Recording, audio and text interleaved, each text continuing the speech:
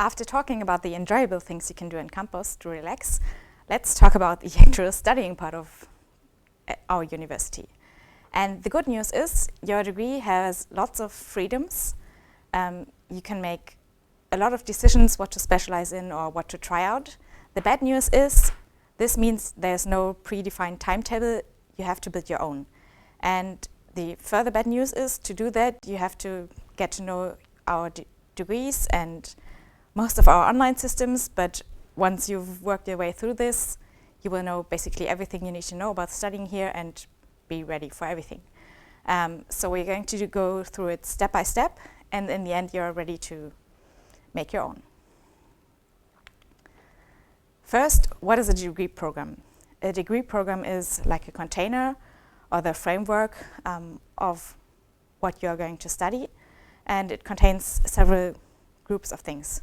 It contains compulsory modules, do all of those modules, otherwise you don't get your degree. It contains compulsory electives, where you don't have to do all of them, but some of them, either in the form of do, for example, one of these 3 modules, or in the form of do 30 credits from this catalog and 20 from this other catalog.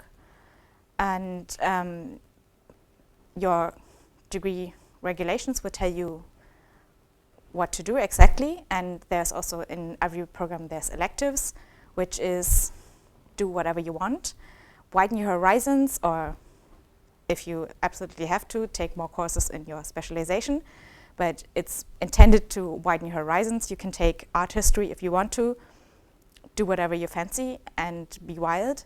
And then there's some other rules for like pesky things like the final thesis, or to tell us how to calculate the overall degree grade.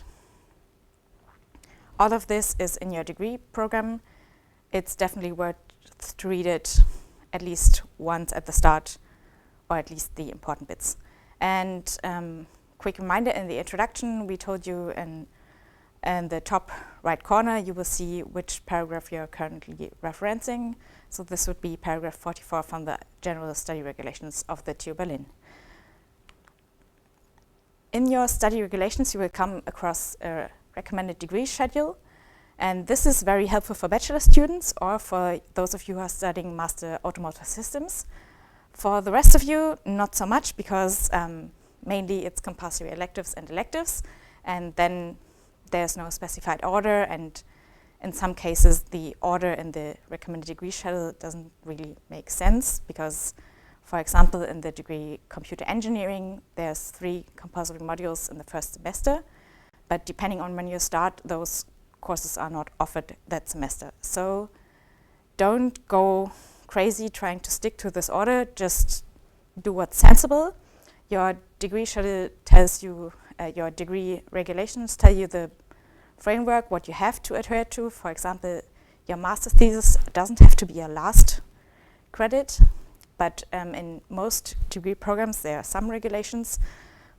For example, in the Master Electrical Engineering, you have to have done your work experience before you can do your master's thesis. So this is one of the things you will find in your study regulation. And for the rest, it's just an overview of what blocks there are in your degree and how many credits they are worth. And a quick hint, if you're looking at the computer science recommended progress of study with me, it says 30 to 42 credits and 18 to 36 and so on. You can't do 30 and 18 and 24 because that doesn't add up to 90, which it should, because the total degree is 120 degrees and the master thesis is 30. So if you have from and to parts, you have to make sure that it adds up to the correct number in the end. Yeah, and this is also a very good occasion to talk about how long is your degree going to take and how many credits should you take per semester. It's a degree intended to be studyable in 4 semesters at 120 credits, so 30 credits per semester is what should be doable, and it should be doable if you are studying full-time, so 40 and more hours per week. If you have a job or a hobby, or you're volunteering in something, or you have kids or family you need to take care of, that will probably take some of your time, and you will probably not be able to work 45 hours a week on your degree. So if that is the case, calculate that into the amount of credits you do per semester. It's absolutely not uncommon to take more than 4 semesters because most people work besides studying, and that's absolutely no shame in that. It's better to pass in 6 semesters than not pass at all. Much, much better. So please schedule time for things other than university if you know you will be doing other things, and I recommend sleeping and maybe some physical exercise. I heard that's healthy. Anyways, yeah, 30 credits if you're doing full-time. If you're working 20 hours per week, I would calculate around 15 credits. In the end, it's always a bit, how much do I enjoy it? How much time am I willing to put on? How much do I struggle with this particular topic? So it might sometimes be 18, it might sometimes be 21, it might sometimes be 12. That's something you will have to try out. Let's talk about module structure, because modules are the core thing in degrees. You could say a module is to a degree program like a cell is to a body, so it's the building blocks. And to know what a module actually is, you have to look at the module description. And you can find those in the module database MTS, which you can find in Moses. And in our slide, you can see an information with a page number, which refers to the page numbering from the booklet, Don't Panic. We give out each semester. In the winter semester for bachelors, we print the German version, but we always have a PDF version online in English as well. And we also have a website version, which we will link to you later on again. So the page numbers in this type of graphic always refer to this booklet, where you can read up all the things we are mentioning here, because it's more or less the written version or the written companion to this lecture. Okay. So module descriptions can be found in the module database. And this is what it looks like. And you can either search by module title, where you can type in keywords you are interested in looking for. If you can, try the English and the German version, because you know, depending on what the modules are named, you will find one or the other. And you can, of course, also look by degree program, enter your degree program, and see everything that's available to you, but that might be a bit much at once. So it's helpful to look for certain keywords and then find other things. Okay. We are looking at the top of a module description. This is for a bachelor's module in the first semester, but the structure is the same for every module. And you always have key information in this top corner, and mainly the amount of credits you get for this module, the responsible person, and the email address to contact, and in many cases, not in this one, also a contact person. For example, usually the responsible person is a professor, and the person to contact is often a teaching assistant, or sometimes the office or a catch address for everything teaching at a certain chair. So this is very helpful information, and also usually you have a link to the website of the chair, which is also very helpful information. And we are going to look at further parts of the module description as we go through this presentation. The second part of the module description is the module components, which are the actual courses you are going to take, the lectures and the labs and whatever. And you will have a list of the module components that exist, and there are compulsory module parts, and in some cases you have electives. For example, in Machine Learning 1, you have a lecture and exercise which are compulsory, like in this bachelor module, but you also have the version 1, Machine Learning 1X, where you additionally have an elective from a list of seminars or specialized courses or a Python course to add to the main lecture. So always look at this, because this tells you the actual course components. It also tells you the cycle, so if this course is going to take place in the winter semester or in the summer semester, and it tells you how many hours for each course you have to schedule per week. For example, Analysis 1 für Ingenieurwissenschaften has 4 hours lecture per semester and 2 hours of Übung or exercise or tutorial per week as well. So 6 hours of presence per week. And in the workload and credit points, you can see that on top of the time you're intended to spend there, there's more hours intended for work. There's extra time calculated for preparation of the lecture or digesting the lecture, let's say. And for the exercise, there's extra time scheduled of 6 hours, which is for homework mostly. And yeah, so this gives you a bit of an idea about where the workload will be, though personally all my lecture preparation usually went to the homework part. But that's me. Okay. And another good thing to know is that 30 hours of work in the lecture or as homework or preparing for an exam or in the lab, whatever, equal to 1 credit point. So if a class is scheduled for 6 credit points, that means 180 hours of work over the semester. If it's 9 credit points, then you're at 210, if my math doesn't fail me. Yeah. And an important hint, this is a module for first semester's basic engineering math. Everybody has to take it, so it's offered each semester. But most of our courses are only offered either in the summer or the winter semester. So while planning your degree, this is an important point to look at. When will it actually take place? And then, after looking at what courses are part of a module, we need to find out when do they take place. And this is information we can find in the course catalog, or as it's called in German, Vorlesungsverzeichnis, or now in English, directory, which can be found on Moses.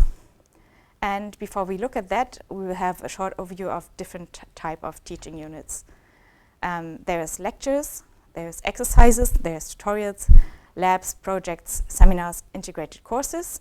And relevant for you to know is that most of our master degrees require you to do either or and project seminars.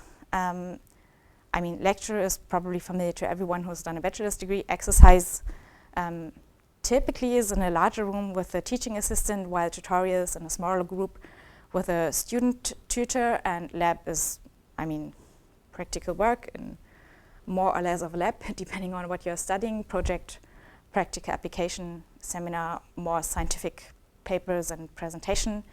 And an integrated course is actually a mix-up of several other groups. An integrated course can be a lecture 1 week and a lab the next week, and so on. So integrated courses are a big surprise box, and it's good to look at the actual description or further information to find out what you will actually be doing. To the course directory. The course directory can be found on Moses under the header directory or Verzeichnis, and there are several options how to find courses. You can search for courses by all these things, and I would not recommend searching by room. I would recommend searching by module in most cases. But you try out the other ones. If they're helpful for you, go for it. And in the course directory, you will find when and where your class is taking place, because this is directly information from the booking for rooms. So it should be accurate if the course is taking place in person at least. And another thing, typically Moses or Moses always opens in German, and you have to go to the top of the page. On the right side, the last selection, you can switch to English, and then at least some of the things will be translated. For the rest, sadly, you will have to trust Google Translate. Yeah. So, this is the result for Analysis 1 and Linear Algebra für Ingenieurwissenschaften. As I said, math lecture for first semesters. Every engineering student takes them, so there's tons of them. There's 4 separate lectures, parallel lectures, and there's like 5 tutorials at all times, so it's a big mess. But there's actually a selection at the bottom of the page where you can select just one lecture group and separate tutorials, because you obviously don't need to take this one course from Monday to Friday, like all the week.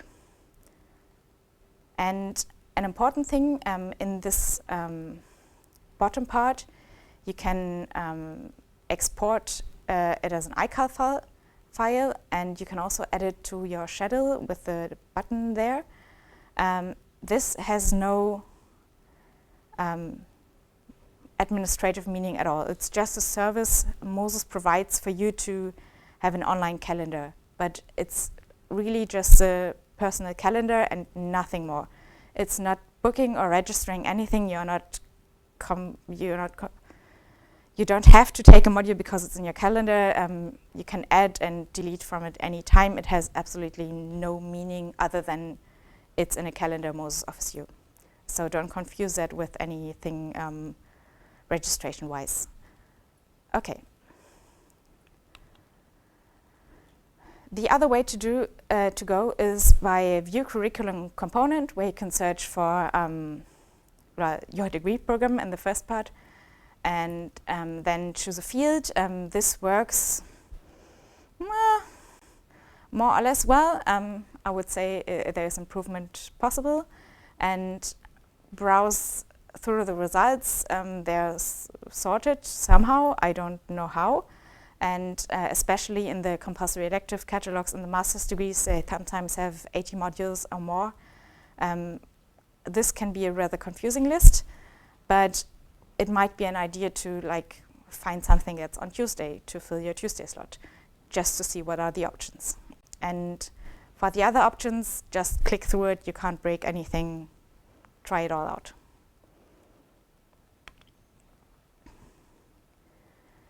Next part, we have lectures and we have tutorials in most cases, or in the most introductory modules at least.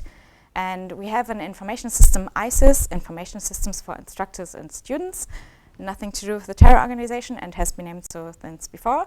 And we have Moses, which you've already encountered for the directory, where you can also register for tutorials. And we're going to look at that bit now. Registering for tutorials doesn't mean that you have to take a class. It means that you will have a seat in a class, and somebody will check your homework if it requires homework. So this is purely a distributing system. It's no registration that is binding. It's, of course, sensible to register if the course requires registering, because with hundreds of students it can get messy. But yeah, the main thing that counts for registering is examination registrations, and we will get to that in a later part of the videos. And for tutorials, if in doubt, register for everything that you think you might be doing, and you can always drop them later or edit before the deadline, which is, by the way, the 20th of April at 6 p.m., strictly at 6 p.m., and in CST, so Berlin local time. And if you don't take these classes, no harm is done, but if you decide to take them, you will have a seat in a tutorial. And a very nifty thing is that you can build groups in Moses for tutorials, groups of 3 people, and the only meaning of this is that these 3 people will be sorted into the same tutorial. So you will all have your tutorial at Monday at 8 AM because you are super motivated, or you will all do your tutorial at Friday at 4 PM because you're super motivated. But you will be together with people you've already talked to and met and want to work with, which can be very helpful, especially because usually you have to do your homework in a group that is inside your tutorial. This is more relevant for bachelors, but sometimes in master modules you encounter this as well. So if you come across this and have met fellow students that you would like to work with, this is a way to ensure you're in the same tutorial. But it helps if you actually have the same time slots available, so talk about it. And another thing, you might notice on the right, under the header image, there's a help button with the YouTube icon, and that's actually leading to a video explaining how to do this step by step. So if you get confused because there's some translation missing or it's not behaving like you expect, check out the video, and also the Moses help desk is actually quite good at answering emails. Then we come to ISIS, which is the information systems for lectures, but also tutorials and much more. It has all the course material, basically. And since we've gone online, it has not only lecture slides and homework sheets and homework uploads, but also videos, and it always had forums to ask questions and so on. Again, you have to set the language at the top of the page if you want to see the English version, but actually most ISIS courses won't have bilingual settings, so probably you need to leave it at German and trust Google Translate if you don't want the German version. It can be tricky to find the right course because the names are given by the instructors, and as you can see on this list alone, some have a tag for the year and semester on the front, others have it at the back, others just reuse the same course every year, which is, by the way, not recommended, but it can be done, and it can be really annoying to find the right course, especially because sometimes the course names slightly differ from the module names, or there's just an abbreviation. So if you don't find the right course, search for a part of the module name, like a keyword, or search by category, which you get by clicking on all courses. And then you can go to faculty 4 and then to the Department of Theoretical Computer Science, for example. And another helpful thing is ask your fellow students, because if somebody has found it, it's easy to share the link. And often the chairs have the correct links on their website. If the websites have been updated, we had some IT troubles, as you've heard. Not everything is up to date. Okay, and in the MTS, sometimes there's a link, but it's rather rarely. But in the course catalog, there's often a link to the correct ISIS course for the semesters. And another reason why you might not be able to find the courses is that they are not live before the semester starts, because they are still working on it, and so it might not be able to be found because it's not ready yet. So the answer could be just try again next week, at least if you're doing it before the semester. And then when you find a course, you have to subscribe it. And subscribing, again, doesn't mean any obligation. It's really like subscribing on YouTube. You can leave any time, and you can look into it to read further descriptions and then leave or stay and get annoyed by notifications all semester because you forgot to switch off the emails. And all these things, there's no obligation in subscribing in a course, so in doubt, just subscribe and see if it's the right one. And I already mentioned lots of emails. this system sends notifications for basically everything, and one way to deal with it is to set up a filter that filters for the name of the course, for example. So all your email notifications for a certain course go into a certain folder, and you can browse through them quickly. Another way to limit the numbers per email a day is to set a summary mail once a day. But this risks missing important announcement like, sorry, today's lecture will not be taking place in this lecture hall because there was a pipe leaking and we have to move to this lecture hall, or stuff like that. So, you know, it's your choice. And another important information is that most forums you can unsubscribe from. So if you don't want to get notifications for every email from every student asking what file format do I have to upload the homework in, you can unsubscribe from those forums. But I would recommend checking them regularly anyways, at least the topics, just to know what's going on. Like sometimes there is a weird question in a homework where something is not clear, and checking in the forum to see what was actually the question is very, very helpful. And yeah, so check at least a week or anytime there's something in doubt, and of course ask your own questions.